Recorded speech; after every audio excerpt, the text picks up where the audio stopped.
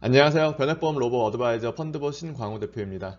오늘 여러분들께 저희 미래금융연구소의 운영 철학과 투자 전략을 말씀드리고 그에 의해 만들어진 펀드봇이 어떤 특성을 띠고 있는지 간단하게 설명드리고자 합니다. 저는 우리가 무엇인가를 할 때 우리의 사명은 무엇인지, 이를 위해 집중해야 할 것은 무엇인지, 우리가 구축해야 할 시스템, 체계는 무엇인지를 명확히 설정하는 게 대단히 중요하다고 생각합니다.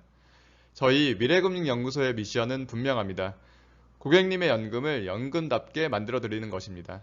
대부분 방치되고 관리가 안 되고 있는 연금 자산을 적절하고 꾸준한 관리를 통해 연금답게 만들어 드릴 것입니다. 이를 위해 저희가 집중해야 할 분야는 단 한 가지입니다. 금융시장의 위험을 적절히 관리하는 것입니다. 이게 말처럼 쉬운 일은 절대 아닙니다. 그렇다고 포기해서도 안 되는 일입니다. 장기 금융자산의 수익은 단기적으로 얼마나 높은 성과를 올렸는지보다 장기적인 관점에서 얼마나 위험을 잘 관리하고 통제하였는가에 의해 결정됩니다. 이러한 일을 하기 위해 체계를 만드는 일 또한 대단히 중요합니다. 우리가 사업을 하던 투자를 하던 다른 무엇을 하던 체계가 없다면 단기적인 성과는 가능할 수 있으나 꾸준한 성과 창출은 불가능할 것입니다. 이를 위해 저희는 명확한 투자 원칙을 만들었습니다. 이 원칙을 영어로는 알고리즘이라고도 하고 간단하게 룰이라고도 합니다. 저희가 하는 대부분의 일은 이 원칙을 점검하고 개선하는 일입니다. 세계적인 과학자 알버트 아인슈타인은 이런 말을 했습니다. 모든 것은 가능한 간단하게 만들어야 하지만 지나치게 간단해서도 안 된다. 투자 전략을 수립하는 것도 이와 마찬가지입니다. 복잡하고 정교하게 만들면 더 좋은 수익률, 더 낮은 손실률이 가능할 것 같지만 언제 어떻게 변할지 모르는 이 투자의 세계에 이러한 마법의 가루는 존재하지 않습니다. 따라서 저희는 가장 보편적인 100년 전에도 존재해왔고 100년 후에도 유효할 그러한 원칙에 의해 투자 전략을 세웠습니다. 그게 바로 추세 추종, 분산 투자, 선택적 시장 참여입니다. 첫 번째 추세 추종은 올라가는 것을 매수하고 떨어지는 것을 매도하는 전략입니다. 쉽게 얘기하면 무릎에서 사고 어깨에 파는 전략입니다. 두 번째 분산 투자는 현대 금융투자 이론에서 반박의 여지가 없는 최고의 위험관리 수단입니다. 세 번째 선택적 시장 참여 역시 저희의 주요 위험관리 수단입니다. 시장에 참가해서 수익을 추구할 때와 시장에서 한 발 물러날 때를 구분하는 것입니다. 저희는 간단하지만 지나치게 간단하지 않은 이 세 가지를 통해 고객님의 연금자산 형성을 도와드릴 것입니다.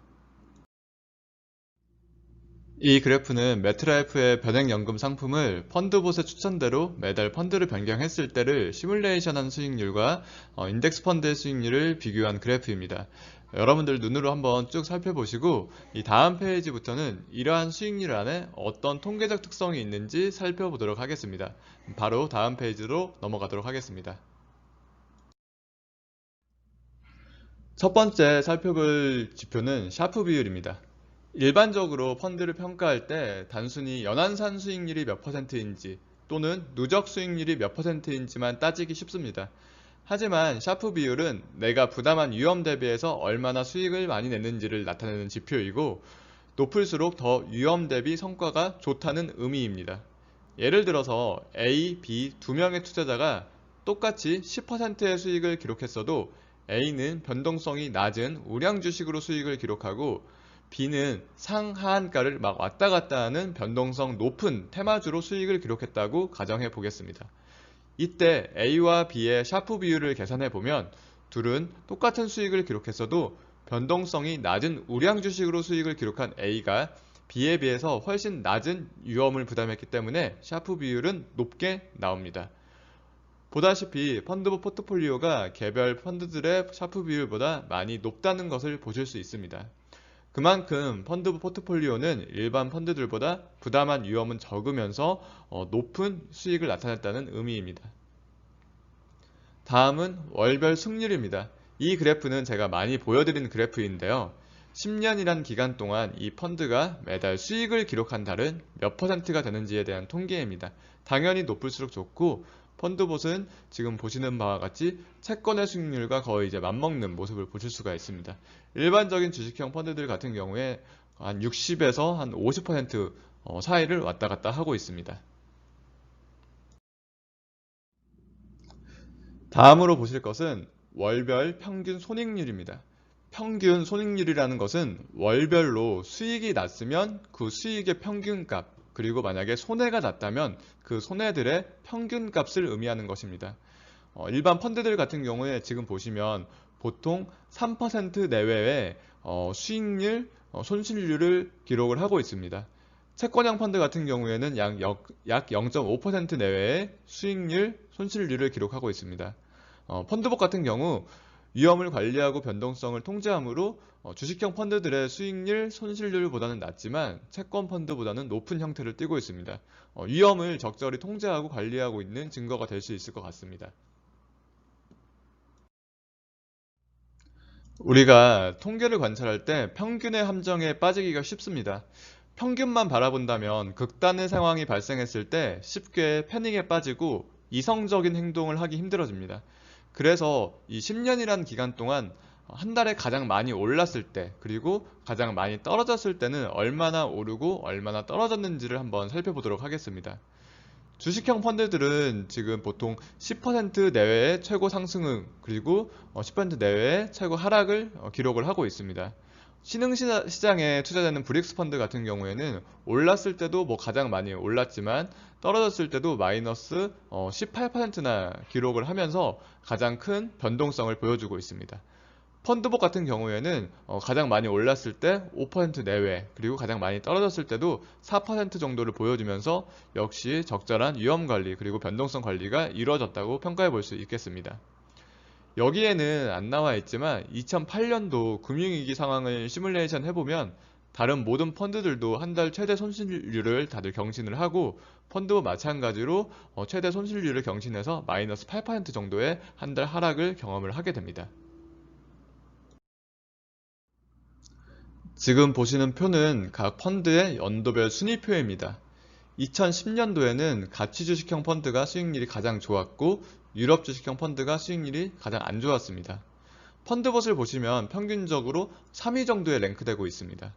한 가지 의아한 생각이 드실 것 같은데요. 평균적으로 3위를 하는 펀드봇이 왜 최종 수익률은 다른 펀드들보다 월등하게 좋을까요? 그 이유는 펀드봇의 위험 관리 때문입니다. 이 표를 보시면은 펀드봇은 하위 그룹으로 가는 경우가 거의 없습니다. 가장 낮은 순위를 기록한 2019년도에도 순위는 5위지만 절대적인 수익률은 15%를 달성을 했습니다.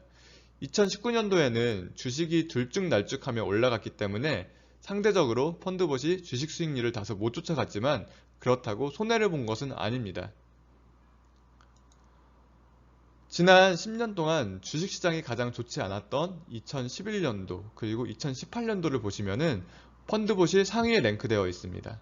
다른 주식형 펀드들은 대단히 큰 손해를 보고 있을 때 펀드봇은 채권과 유사한 수익을 보이거나 그보다 더 높은 수익을 기록하며 위기를 헤쳐나가고 있습니다.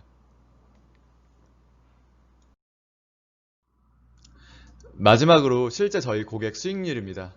2018년도 7월부터 올해 7월까지 약 23%의 수익을 달성했습니다.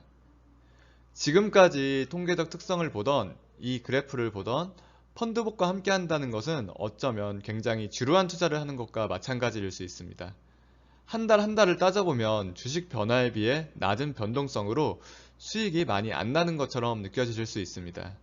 하지만 이런 낮은 변동성을 유지하며 큰 하락을 회피하는 것이야말로 장기 금융투자의 핵심임에 분명합니다. 고객 여러분들께서도 이를 잘 인지하고 흔들림 없는 투자를 하시리라 믿습니다. 오늘 준비한 내용은 여기까지입니다. 고객 여러분들 모두 즐거운 한가위 보내시고 다음에 더 좋은 내용으로 찾아뵙겠습니다. 감사합니다.